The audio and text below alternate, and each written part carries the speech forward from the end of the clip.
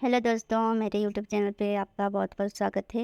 आज हम सुनेंगे एक बदसूरत बहू की इमोशनल कहानी। तो चलिए शुरू करते हैं इस कहानी को।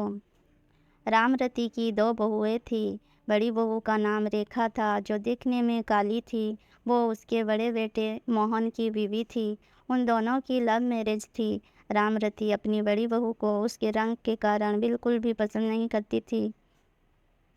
उसकी छोटी बहू का नाम कमला था, जो कि उसके छोटे बेटे रवि की बीवी थी। रामरती छोटी बहू कमला को बहुत पसंद करती थी, क्योंकि वो देखने में सुंदर थी और उसको रवि के लिए उसने पसंद किया था। रेखा कुछ दिनों के लिए अपने मायके गई हुई थी।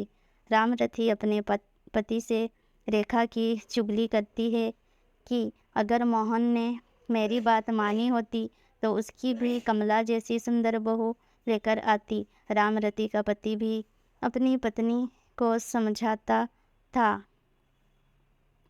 कि रंग रूप से कुछ नहीं होता, व्यक्ति के गुण मायने रखते हैं। लेकिन रामरती को कोई फर्क नहीं पड़ता था। एक दिन रामरती के छोटे बेटे और बहू ने गोवा जाने का प्लान बनाया। उनको 2 दिन बाद गोवा जाना था। अगले दिन रामरती की कमर में बहुत दर्द होने लगा। उनको डॉक्टर के पास जाना था, तो उसने अपने छोटे बेटे रवि को कहा।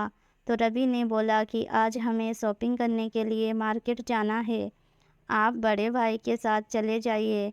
शाम को जब वो घर लौटे तो रामरती की तबीयत ज़्यादा खराब थी और घर पर डॉक्टर आए हुए थे।